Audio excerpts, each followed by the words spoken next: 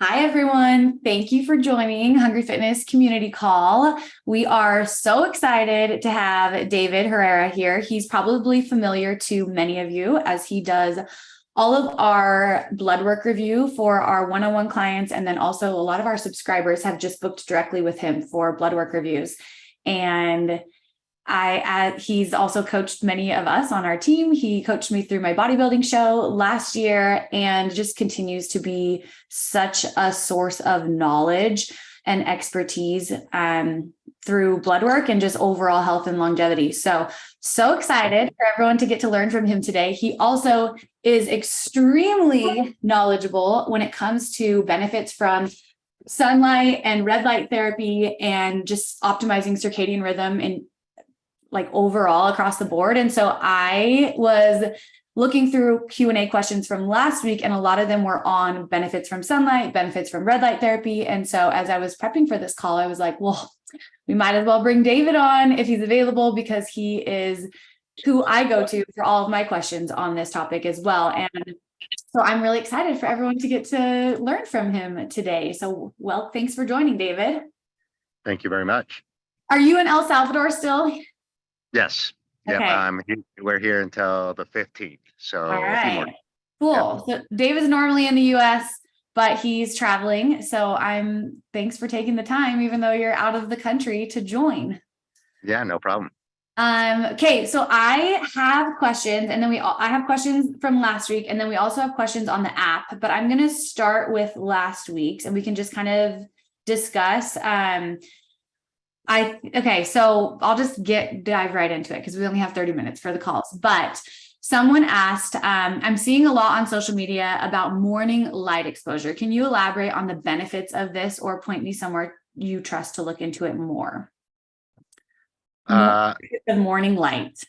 Yeah. Well, I mean, so that is it's going to have multiple benefits, right? But that's essentially, think of it like winding a watch, right? Like an old school watch that you have to wind every day. That is essentially what morning light does for your whole biology. Not only that, in the morning, right? And it's even more than just the morning light. It's the morning environment in general. Okay. The light that you get is different than any other point in time of the day. And the temperatures is also different. So if you live somewhere up north, you might say, well, I don't need to get outside in the winter because there's no sunlight. You couldn't be further wrong. It's about getting outside into the environment, because the combination of temperature, the combination of the light that you're getting, whether it's winter light, summer light, fall or spring, if you live somewhere with 4 seasons, matters, because that starts to tell your biology what it should be optimized for. Not just from like a perspective of like hormones, but also a perspective of digestion. Some people that are really sensitive to these types of things might actually get more kind of like autoimmune type conditions. It's not really autoimmune. They're just like, hey, in the winter, I tend to notice that when I eat certain things, I get digestive problems. This is why. This is because certain light waves on the skin and eyes actively tell the body what it should be ready to digest and have readily digestive enzymes for. And then the red light, or the red light in the morning specifically, activates more ATP in certain times of the year, depending on whether you live somewhere where there's 4 seasons or not. So that's very broad of all the different benefits that happen from just getting outside, having unobstructed daylight, and the environmental temperature exposure on the skin, face, and eyes.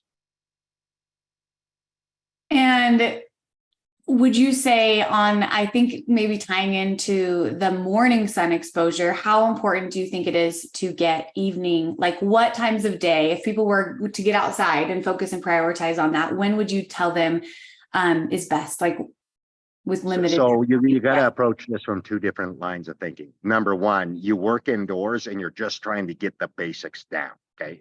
If that's the case, then there's 3 times of the day. Sometime in the first 3 hours of the day, get at least 15 to 30 minutes of outside exposure, right? I started, venturing to the words outside exposure because of what I just explained earlier. It's not just the sunlight, it's the environment, the outside environment, right? So outside exposure for at least 30 minutes in the first 3 hours of the day, outside exposure in the evening, last 3 hours of the day for 30 minutes, somewhere in that 3 hour time frame. In the middle part of the day, especially in the summer, is when you need to capitalize on the middle part of the day. In the winter, it becomes less important if you live somewhere where it's actually winter. And by less important, I mean you could probably just dial it down to like, hey, if I'm getting 5 minutes of just walking around outside sometime in the middle part of the day, that's fine. But in the summer, it becomes important, very important, because that's the time, that's the season when you're going to be making all of the substrates that come from sunlight. Your vitamin D, sulfating cholesterol, turning that cholesterol into pregnenolone, progesterone, and DHA, and all of your other sex hormones. If you suffer from sex hormone problems, you need to pay deep attention to what you're doing in the higher sunlight months. It's usually because you're not getting outside in the middle part of the day long enough to sulfate all these things to create them, right? Like everybody says that everybody knows that those things are made by your body. It starts with sunlight. Yeah. So I would say just whatever you can do to get outside, and also with that, on that sun exposure, sunglasses and clothing, how does that play in?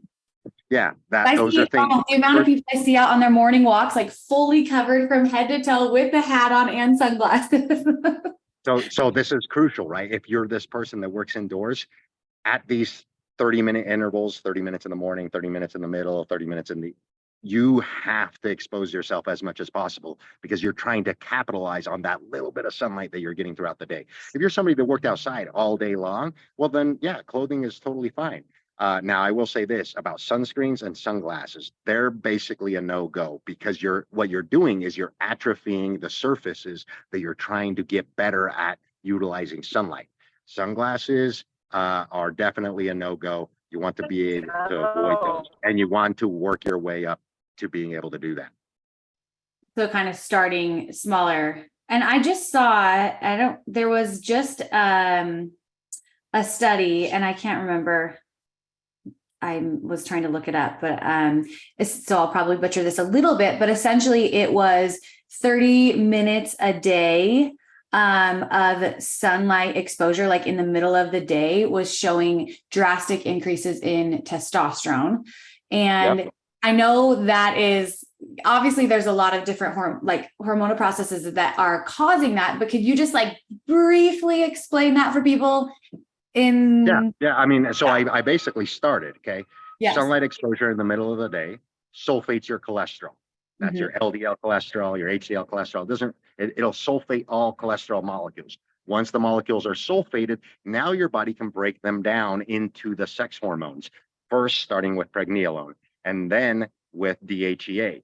DHEA, if you're a female, will then get broken down into cortisol. So it's your stress handling side of the equation. And that DHEA will also be broken down into estrogen and testosterone. Okay. So that's the flow. It all started with sulfating cholesterol. If you don't sulfate cholesterol, this is what happens. Your LDL cholesterol goes up, up, up, up, and your sex hormones stay low, low, low, low, because you're not sulfating any of that. You cannot sulfate the cholesterol unless you get outside and expose a lot of skin. The pink that you get from midday exposure sun, that is literally the physical feedback to yourself that you have sulfated vitamin D and sulfated cholesterol. You're trying to get pink. That's not a sunburn, because there's a difference there. Getting pink, the next day it goes away. You're not hurt. You're not, burned. The pink was the actual sulfation. Right now, you can take that obviously too far and burn yourself. So you have to take everything that I said in the context of your individual skin type and your ability to withstand the sun. It may be that 5 minutes is all you can stand out in the middle of the sun. That's fine. At least you're sulfating something, right? But yeah. I will tell you, after a week or two, that 5 minutes will turn into 10 minutes. A week or two later, those 10 minutes will be 15 Absolutely. minutes. Right? Yeah. It's just like working out. Like if I give you one set of bicep curls and you've never trained your biceps, they're going to be sore for a week. Yeah. and not to get too deep into like HRT, but I think a lot of people that maybe aren't even to perimenopause state of for women especially, or postmenopausal, are seeing testosterone as low and just jumping to just replace their testosterone, right? And so how could that be a problem? If Well, I'll just attack it from one aspect right now. I just gave it away in the previous little answer there. If your testosterone is low and you start taking testosterone, your LDL cholesterol will go up even more. Then your Mhm. doctor will prescribe you a statin to combat your high testosterone. When it all started with, if I just get outside and sulfate this LDL, my LDL goes down because more of it gets turned into testosterone, which was what I was trying to address to begin with. And you likely, if it all starts from there, likely your cortisol is going to be impacted too. So you might be replacing your testosterone and have that be elevated, but your cortisol is going to be impacted, which is going to cause other issues long term. So I Yeah, think eventually, if this is correct, right? Like you're kind of intact. The problem is you're not getting sun. You replace the testosterone, then eventually what you end up with is low cortisol because you started depleting your DHEA into cortisol because you replaced the testosterone. So you shifted the bucket of DHEA into cortisol.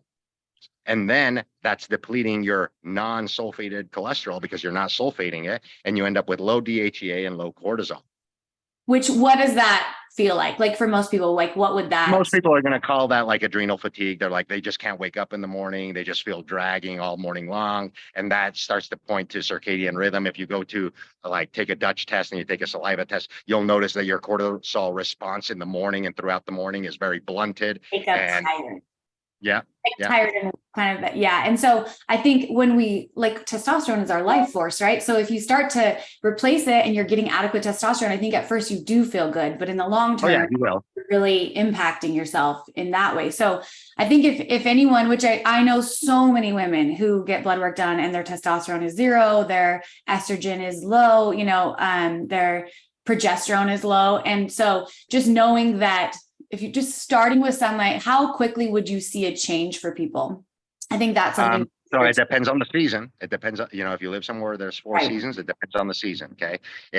I will tell you this, if you have low testosterone and it's November, you're not going to see a lot of movement in your testosterone, but you will see a lot of movement if you start getting outside, even in the winter at these periods of time that I said at the beginning, you will start to see improvement in cortisol first because fertility, sex hormones comes last. Okay. First is survivability and stress handling capabilities. So the first thing that improves is DHEA and cortisol handling or manufacturing. Then when the summer comes, if you continue this, then you're going to sulfate cholesterol at a much greater degree. And I would say within 8 to 12 weeks of consistently getting up to that minimum 30 minutes of middle of the day sun exposure, you're going to have really good values of sex hormones. I think hopefully that's helpful to everyone to hear. I know this can feel like a little bit overwhelming at times. So if you guys have questions, ask them. And actually there are questions, so I will ask them. I will ask them. So one person asked on the chat, how does physical activity affect the sun exposure? For example, I teach a cycling class at 6 a.m. and sun isn't up yet. Is it okay to take my walk after I teach? So I think she's asking, I'm guessing the cycling class is indoors. So she wants to take the walk at 7 a.m. That's fine. That's first 3 hours of the day is what you said. And so yeah. So the problem happens where you start your day indoors because the sun's not out, and then you remain indoors, and next thing you know, it's 11 a.m. and you've missed the whole morning. Okay. So even That's what I'm saying. if her class is at 6 a.m. and let's say she has to be indoors the rest of the day, like many people, right? Would you suggest maybe the sun hasn't risen yet? Is there any benefit for her to get outside for 15 minutes from 5:45 to 6? And what would those be? Yeah. The benefits would be just maintaining an intact circadian rhythm. The benefits won't come in the form of upregulating cortisol function or anything like that. But what it will do is it will make sure and keep your brain on check that, hey, 15 hours later or 12 hours later, it should be getting dark. And then you reinforce that cycle by actually getting outside then. And that way, at least your melatonin, your IGF-1, your T4 production, these are all hormones that happen at night. At least those remain intact. Now, in her specific case, she's saying getting outside later. Yeah, Later, as 7. long as it's still in the 3 hours, first 3 hours of the day, that is beneficial. Yes. Okay. And then if she's getting that sunlight, let's say at 7, then she is going to be benefited from like cortisol, T3 production, all of those Yes. benefits throughout the day. Okay. And then I have a sunlight question for AM, PM sunlight. I know full exposure is ideal, but are these times of day more about light in the eyes versus on the skin, which in my blood work review, the skin was key for the midday hours. I rewatched my review yesterday and I'm second guessing how I'm doing AM, PM things. Yeah, so AM PM is just, yes, the eyes are the most important in the AM and PM. But I'm not going to say, hey, if you can underdress, right? Because remember what I said about at the very beginning, it's about the environment, right? So let's More say exposure to the environment. more exposure to the environment by wearing less clothing is always better. But the crucial thing that you want to get involved is the face and the eyes in the beginning and at the end. And in the middle of the day, it's the whole body, mainly your skin, because that's what's sulfating the cholesterol. Now, if in the winter, right, I use the morning and the evening as my cold exposure in combination. The easiest way to accomplish that is just go outside in your swimsuit. So I will say that, getting less clothing at all three of these intervals is always beneficial because you start getting other rewards, especially if you live somewhere where there's 4 seasons. Absolutely. I know I didn't necessarily do the swimsuit, but like little sport, shorts and a sports bra, same thing. Yeah.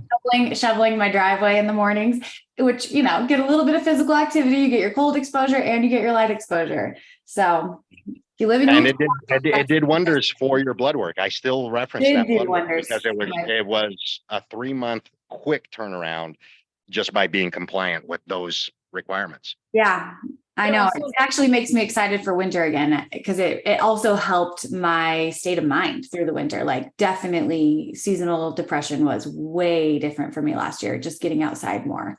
Yeah, because you're creating neurotransmitters too. With cold, you create more neurotransmitters.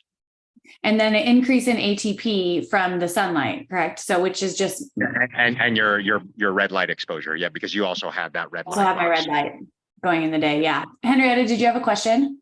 Yeah, no, I just wanted to add, like for people, because I think that's for many that uses glasses or lenses. We just mentioned that as well. I know that you said to me one time, David, that if a person is, kind of half blind and don't want to take their lenses out, like then if they expose their skin more in the morning, that could be a way to get around having yes, you're right. You have to think about the skin basically as your third eye. It literally is brain tissue that's just on the outside, just like your eyes are brain tissue that are on the outside. So yes, if you have poor vision and you can't take out your glass or your contacts, you want to have them on. Yes, then at that point I say yes, you kind of have to expose more skin as much as possible in order to get even close to the same effect of removing your contacts. Yeah, we just had a question on that. So I think that's great. Just asking if we have bad vision and wear contacts, are glasses okay to wear on a morning walk? I'm scared. Yes, so that's actually the better option. The better option is to remove the contacts, wear the glasses because the sunlight gets around the glasses. Right? Awesome. When you have contact in, it's physically like saran wrap on your eye. It's not going to let the light in. Correct. Oh, that's great. So before you put your contacts in, get outside for your morning light exposure, just wear your glasses. That's really good to know. Okay, and then we have, is it bad for our circadian rhythms if we're outside before the sun is up? I love to walk the dogs, but have to do it before the baby gets up at 6 a.m. and then it's off to work. I'm still able to get morning sun before work, but didn't know if it's bad to be out and awake in the dark. So she's getting her morning light exposure probably like at 7, but she also likes to walk the dogs like first thing. Yeah, I would say that scenario is perfectly fine. The scenario where it wouldn't be fine is it becomes more detrimental if that morning time before the sun comes up is indoors in a gym with a whole bunch of bright lights. Yeah. Then I would say get some 50% blue light blocking glasses. But in her case, she's just going outside and walking her dogs. So that's totally fine. Yeah, David, could you touch on that really quickly? Because I think, there is current research that is being spoken about, saying if you can't get outside first thing, let's say maybe the sun hasn't risen yet, it's 5 a.m., to expose your eyes to artificial blue light. What is the negative impact of doing that? Obviously, you're getting a huge. You're accelerating. Number one, at the eye, you're accelerating the possibilities of macular degeneration, and you're accelerating nearsightedness. If you're exposing yourself to blue light before the sun has risen, especially bright, like they're recommending, yes, you're going to get a bump in adrenaline, cortisol. You're going to get a bump in all of those. You're going to feel like, wow, I'm wide awake now. But the fact that there wasn't any red light with that blue light coming from the sun elongates your eye over time. You're going to get blurry vision. You possibly can accelerate macular degeneration. And over time, even if you don't get any eye problems, you will run into an adrenal or a cortisol issue because you're accelerating energy states without increasing ATP because there's no red light from the sun. So does it kind of cause you to wake up, you're alert, but you're more anxious feeling too in that way? Absolutely. Like basically that's exactly what it'll feel like. You'll feel like you're more stressed generally every morning if you do that for any length of time. Like a day here and there, not a big deal. But if you do it every day for a week in the middle of the winter, after a week, you're probably going to feel stressed out every morning if you continue to do that. You'll wake up at the right time, but you'll feel stressed, right? So another alternative to that would just be to wake up and maybe put on some blue light filtering glasses if you have to work first thing in the morning, or getting outside when the sun comes up. Just get outside, or even better, start the day with a cold shower and keep blue light blocking glasses on. Till the sun is coming up. Unless you're getting outside, then that's going to help. Right. If you're going outside, don't worry about anything that I said. Outside is always optimal. But if you're going to be indoors working or going to a gym, get some blue light blocking glasses on. And instead of using bright light to wake you up, use a cold shower, 3 minutes minimum. What'll happen is all the natural cascades of poor lighting condition gets kicked off, and it doesn't create a stress response. The reason is because you're a mammal, and mammals are designed that when there's poor light, they should have cold. So you give it some cold, your body knows what to do, and your circadian mechanism kicks off the right cascades. So fascinating. I feel like, we are meant to be in nature. We feel that, like, it's all plants and animals are. And I think as humans, we just think, no, that doesn't apply to us. Like, we can stay inside on screens all day and just be so healthy mentally and physically. And it's just not true. And if you don't believe that, try it. I think that's the biggest piece. Like, don't even get your blood work done. Just go outside really push yourself to get outside every day and do it for a month and just see what's your biofeedback, because it's going to change. Yeah, exactly. Here's the thing. It's free. Okay. It's free. And you get to assess how well you feel after. I'm serious. After 4 weeks, if you've been consistent with what I just said, just those 3 intervals throughout the day of 30 minutes, and be consistent with it, even in the winter, you will notice that you're more even keel, you're more productive, you don't feel nearly as stressed, and then you get blood work done 3 months later and you compare it to any blood work that you've had in the past, and it'll speak for itself. Yeah.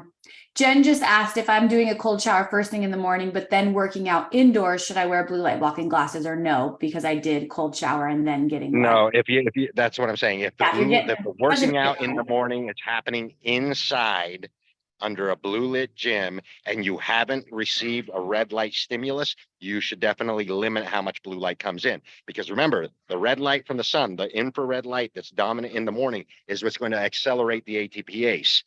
That also implies some things of energy states in the morning workout will be suppressed. Everybody kind of knows that, just anecdotal. Right. So, okay, a question on cholesterol. My husband now has high cholesterol and he exercises regularly and eats well. He can't figure it out. His doctor has had him lower the cholesterol he eats, but he hardly eats any. And when he went back months later, he saw almost no change in cholesterol. Hearing David speak, I'm wondering if he's not getting outside enough. He moved to a desk job during the pandemic and doesn't get outside like he used to. So That's exactly what, that's literally the description I just gave earlier. Yes, I would say the very first thing I would do, get some blood work with some vitamin D. That'll tell us right away if he's not yes. sulfating things, right? Because vitamin D is a proxy for sulfation at the skin. If vitamin D is on the lower half of the scale, then yeah, I can tell you that your Probably. LDL is going to go up. Mhm. And there's people that can get outside every day, but if you're fully clothed with a hat and sunglasses, you aren't getting the vitamin D benefits. You're not getting No. the saturated cholesterol benefits. So keep that in mind too. Like him getting outside midday or, for 30 minutes With less clothing. with like minimal clothing and then test blood work in 2 months, especially right now, you're kind of coming on the end of the season, which is hard. But I think you have a month of pretty good sunlight left, and hopefully wherever you live. I think Brooke might be in Utah, and so take advantage of that and see and test. And I will have to jump off here in the next 2 minutes. yeah. Okay. No, that's great. Our call ends so that's fine. I think I have just one more question. Where I live through the winter, the sun rises at 9 a.m. and sets at 4:30. I realize the environment is what matters, but curious how to handle evening light environment without my body shutting down at 5 p.m. That's unavoidable. That's supposed to happen. If you live in that environment, you're supposed to shut down at that point in time. You put some blue light blocking glasses when the sun goes down, and you're going to be able to stretch out maybe 90 minutes to 2 hours of being active. That means you're going to sleep at 7:30. That is unavoidable because you live in that environment. This is what I'm trying to tell people. The place you live dictates how you should live. Yeah. Not the other way around. Not the other way around. And we can change that by doing the things we talked about, but it is going to impact our health. So I think oh yeah. You like literally, she could turn on all the lights at night, just turn on all the bright lights. I guarantee you, she'll wake right up. She'll be able to stay up until 9 p.m. The problem will manifest in her health. She's not as healthy anymore because she's running a stressed environment at that point in time. Mm-hmm. Right. Yeah. So we pretty religiously put our blue light blocking glasses on like at kind of dinner time or right after dinner in the winter. And you're probably all in bed by 8:30. Yeah, definitely. I'm ready to be in bed by 8:30 and fall asleep like by 9. And so where otherwise it would be another hour and a half later. So yeah. I think just know that and be okay with it and know that your health is going to be in a better place for that reason. And obviously summer, you can be awake for a lot later too. That's the whole point. That's how seasons work. In the summer, you're awake for way longer. You don't need nearly as much sleep. It's because the sunlight is different there. In the winter, it's the exact opposite. You're recovering from the exaggerated effects of the summer. Yeah, which we need. So thank you so much for joining, David. Appreciate it. Guys, you can reach him. It's the Solar Athlete on Instagram, right? Yes. Yep, the Solar Athlete. And then obviously if you're a one-on-one client, you'll get a full review from him on blood work. And then you can also sign up directly with him if you are just in our community now. So thank you. Appreciate it. Thank you. Thanks everyone else for joining. If you guys have any more questions on benefits from sunlight exposure, light exposure, red light in the winters, just let us know and we're happy to answer those on the app. But thank you for all of the questions. I think this is such an important topic and I'm glad that we're talking about it. And I'm super glad that David came because he can explain things much more eloquently than I can. So thank you for joining. I will be posting this in the next couple hours as well. And I hope everyone has a great week. Next week on our call, I will be out of town. I'll be out of office, but we'll have Lindy.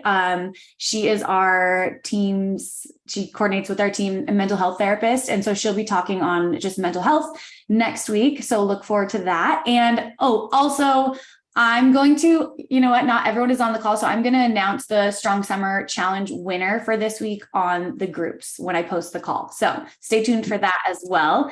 And we'll talk to you guys soon. Thank you.